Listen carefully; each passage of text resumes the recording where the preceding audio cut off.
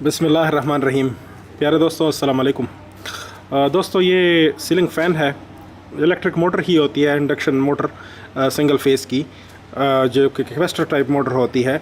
इसके कनेक्शन के बारे में मैं ये वीडियो बना रहा हूँ। आप देख सकते हैं कि इसके कनेक्शन, ये 220 वोल्ट की दो तारें, जो कि यहाँ से ऊपर से ये 220 वोल्ट की तारें हमने दाखिल की हुई हैं, सराट के ज़रिए यहाँ तक आई हुई हैं। ये दो तारें, चूँकि हमारे पास जो सप्लाई होती है वो दो तारों की सूरत में इस तरह से आती है, ठीक है जी। जब केस मोटर की तारें अगर आप देखें तो तीन हैं, ये हैं, ठीक है, जो कि तीन तारें इस मोटर के अंदर से आ रही हैं।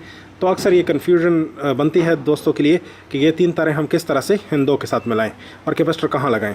तो ये एक छोटी सी कन्फ्यूजन होती है, जो कि अक्सर समझदार दोस्तों के लिए तो कोई मसला नहीं होता, लेकिन जो नए दोस्त हैं जो कि अपने घरों में काम करते हैं, इस तरह के ओवरहालिंग वगैरह कर लेते हैं, जैसे मैंने इस फ़ैन के ऊपर की थी, ठीक है जी। मेरी दूसरी वीडियो में आप मुलाज़ा कर सकते हैं। तो उसमें मैं आपको बताऊंगा कि ये दो तारें किस तरीके से हम इसके साथ शामिल कर सकते हैं, तीन तारों के साथ। और जो कैपेसिटर है हमारा ये वाला, ठीक है जी, जो कि 3.5 माइक्रोफेराड का, 2.5 भी हो सकता है, आपके केस में कुछ भी हो सकता है, इस केस में 3.5 है। तो ये हम किस तरीके से इसके साथ शामिल कर सकते हैं, ठीक है जी। यहाँ एक वायर लगी हुई है ऑलरेडी, जो कि जब मैं उतार रहा था तो उस वक्त थी, तो हम इसी को इस्तेमाल करेंगे और मैं आपको बताऊँगा। नहीं हो तो फिर जिस तरीके से बाद में लगानी पड़ती है तो हम लगा लेते, ठीक है जी। इस तरीके से है, लेकिन ये यहाँ कहीं भी हो सकती है, कोई ऐसा इसमें टर्मिनल्स का मसला, पोलैरिटी का मसला, ये चीज़ें नहीं होती, ठीक है जी। अच्छा, अब काम जो करना है वो ये है कि तारों की पहचान आपको होनी चाहिए। ये इस तरह की चीज़ जिसको टर्मिनल ब्लॉक कहते हैं, ठीक है जी, जिसमें ये 4 स्क्रू लगे हुए हैं। ये दो इसके अंदर टर्मिनल होते हैं, एक ऐसा और एक ऐसा, ठीक है जी। ये दो टर्मिनल होते हैं, एक ये यहाँ मिला होता है और ये यहाँ मिला होता है, दोनों आपस में अलग होते हैं। ये ब्लॉक इसमें लगाना पड़ता है। अच्छा, वीडियो को आखिर तक ज़रूर देखिए, क्योंकि इसमें कुछ थ्योरी भी मैं डिस्कस करता हूँ, ठीक है, ताकि आपको समझ आए और कुछ आपके पल्ले पड़े। और इसके अलावा कुछ चीज़ें आप ऐसी सीखेंगे कि जो आप दूसरी वीडियो से नहीं सीख सकते। बेशक आपको ये इन कनेक्शंस का पता हो, लेकिन कुछ चीज़ें मैं आपको सिखाना चाहता हूँ, तो वीडियो लाजमी आखिर तक देखिए ताकि आपको पूरी समझ आए, ठीक है जी। तो अब हम शुरू नहीं करते, बल्कि मैं आपको बताता हूँ, शुरू ऑलरेडी हो चुका है सिलसिला, तो मैं आपको बता देता हूँ कि किस तरीके से करना है, ठीक है जी। तो ये मेरे पास कुछ पॉइंटर्स हैं, तो इनकी मदद से मैं आपको मुख्तलिफ़ कलर्स में मैं आपको करके दिखाता हूँ कि कैसे हमने कनेक्शन बनाने हैं, क्या हमने करना है और किस तरीके से करना है, ये सब तफसील मैं आपको देता हूँ, ठीक है जी। एक फ़ैन जो है, इस तरह के फ़ैन में दो वाइंडिंग्स होती हैं, ठीक है, दो वाइंडिंग्स होती हैं इस तरह से। एक वाइंडिंग होती है इस तरह से और एक और वाइंडिंग होती है जो कि कुछ इस तरह से होती है, ठीक है। अब दो वाइंडिंग्स के जो हैं तो तीन तारें निकाली होती हैं। तो तीन तारें किस तरह से निकलती हैं, ये यहाँ मिला के ना तो एक वायर निकाल ली जाती है, ठीक है। दो सिरे इसके मिला के एक वायर निकाल ली जाती है। ये वायर जो है ये कॉमन कहलाती है, ठीक है जी, कॉमन। पूरा लिख लेते हैं ताकि कैपेसिटर के साथ हम इसको कंफ्यूज ना करें। ये कॉमन हो गई। कॉमन का मतलब दोनों के साथ मुश्तरक, ठीक है, ये यहाँ मुश्तरक है। अच्छा, एक फिर वायर निकली होती है यहाँ से और दूसरी वायर निकली होती है यहाँ से। अच्छा, तारों के कलर कुछ भी हो सकते हैं, याद रखिएगा। ये ना हो कि आप एक ही कलर के तार भी हो सकते हैं, ये ना हो कि आप वायर कलर के पीछे घूमते फिरें और फिर एक मुसीबत आपके लिए बने। ये हम इसको एक को मेन कर देते हैं, मेन लिख लेते हैं, ये मेन हो गई हमारी, ठीक है जी। एक जो होती है वो स्टार्टिंग लोग कहते हैं, ठीक है जी, लेकिन मैं इसको लिखता हूँ स्प्लिट फेज़ है, ठीक है जी। स्प्लिट फेज़ क्या होती है, ये स्टार्टिंग भी कहलाती है। कुछ लोग इसको स्टार्टिंग कहते हैं, जो कि स्टार्टिंग ये नहीं है, ठीक है जी, लेकिन उर्फ़ आम में ये स्टार्टिंग बन चुका है, इसलिए मैं इसको स्टार्टिंग लिख दिया है। ये स्प्लिट फेज़ है, ठीक है जी। होता क्या है कि इसमें कैपेसिटर किस तरीके से लगाना पड़ता है वो मैं आपको अभी दिखा देता हूँ, ठीक है।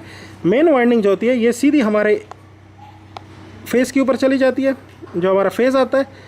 इधर एक कैपेसिटर जो है वो इसके सीरीज़ में स्प्लिट को लगा दिया जाता है। यहाँ ये कैपेसिटर देखें, ये कैपेसिटर देंगे, ये स्प्लिट को मैंने लगा दिया, ठीक है। और ये जो कॉमन है ये हमारे न्यूट्रल पे चली जाती है, ठीक है, न्यूट्रल पे। अच्छा, इसकी रेजिस्टेंस के बारे में बात करते हैं। इसकी रेजिस्टेंस और इसकी रेजिस्टेंस, ये पतली तार की वाइंडिंग होती है, ठीक है। इसकी रेजिस्टेंस हाई होती है। ये मैंने एरो इसके साथ बना दिया है, ठीक है। एरो का क्या मतलब है, ऊपर का मतलब हाई। अच्छा, एक और जो वाइंडिंग हमारे पास मेन वाइंडिंग है, ये मोटी तार की बनाई होती है। इसकी रेजिस्टेंस लो होती है, लो और इधर हाई। ठीक है जी, हाई और लो, ये हाई होती है, लो होती है। अच्छा, अब होता क्या है कि यहाँ पे अगर आप रेजिस्टेंस चेक करें, जैसे कि मतलब हमारे पास ये मोटर है, ठीक है जी, और इस तरीके से इसके टर्मिनल बाहर निकले हैं, कैपेसिटर भी नहीं लगा, ठीक है। अगर आप यहाँ पे चेक करेंगे यहाँ, तो ये आपको कुछ रीडिंग देगी, ठीक है जी। यहाँ चेक करेंगे तो कुछ रीडिंग आपको मिलेगी यहाँ पे, और यहाँ चेक करेंगे तो आपको हाई रीडिंग, यहाँ पे एक रीडिंग मिलेगी। सबसे ज़्यादा हाई रीडिंग यहाँ पे होगी, यहाँ पे हाईएस्ट रीडिंग होगी, ठीक है जी। यहाँ पे आपको जो ये स्टार्टिंग है, ठीक है जी, ये स्टार्टिंग या स्प्लिट है, और ये मेन है। ये स्प्लिट के ऊपर आपको हाई रीडिंग मिलेगी, ये हाईएस्ट हो गई, सबसे हाई, ठीक है जी। ये हाई हो गई सबसे ज़्यादा, और यहाँ ज़्यादा, और यहाँ लो, दूसरे की निस्बत यहाँ लो मिलेगी, ठीक है। इन दो पे किस तरीके से, ये मेन की रेजिस्टेंस सबसे कम होती है, स्टार्टिंग की रेजिस्टेंस ज़्यादा होती है कॉमन के साथ, और जो दो के दरमियान, स्टार्टिंग और रनिंग, इनके दरमियान सबसे ज़्यादा रेजिस्टेंस होती है।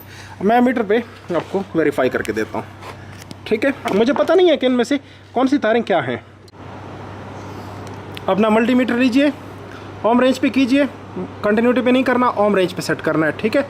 इसके दोनों प्रॉब्स को मिलाइए ताकि आपको ज़ीरो रीडिंग मिले। मैं कोशिश करता हूँ आपको रीडिंग नज़र आए, ठीक है। ये देखें, ज़ीरो रीडिंग 1.3 1.4 ओम ये मुझे मिल रही है। अच्छा, कोई भी दो तारें इसकी लीजिए, तीनों में से उनके दरमियान रेजिस्टेंस चेक कीजिए। ये रेड और ब्लैक के बीच में चेक करता हूँ, देखिए 203 ओम, 203 ओम्स की रेजिस्टेंस मुझे मिल रही है। नेक्स्ट वायर के साथ इस रेड को चेक कीजिए, 293, ठीक है। दोनों रीडिंग्स नोट कीजिए,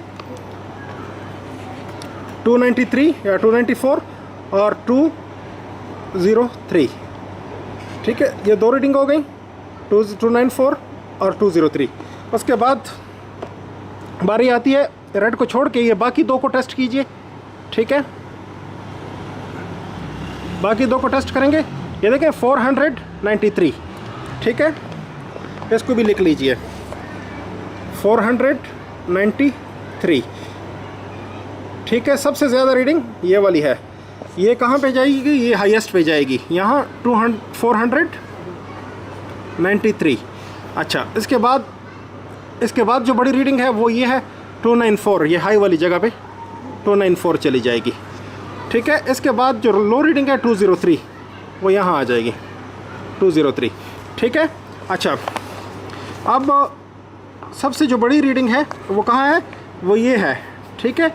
ये दो वायर के बीच में, जो दो वायर के बीच में बड़ी रीडिंग है ये हमारी, ठीक है। ये हमारी, ये जो देखें, ये जो छोटी रीडिंग और ये वाली रीडिंग आ रही है, ठीक है। सबसे कम रीडिंग जो आ रही है ये हमारी मेन है, और जो इसके बाद की रीडिंग है ये हमारा कैपेसिटर है, ठीक है। ये इसका आसान सा फार्मूला है, मैं आपको दिखाता हूँ कैसे, ठीक है। जो सबसे कम रीडिंग है वो हमारा,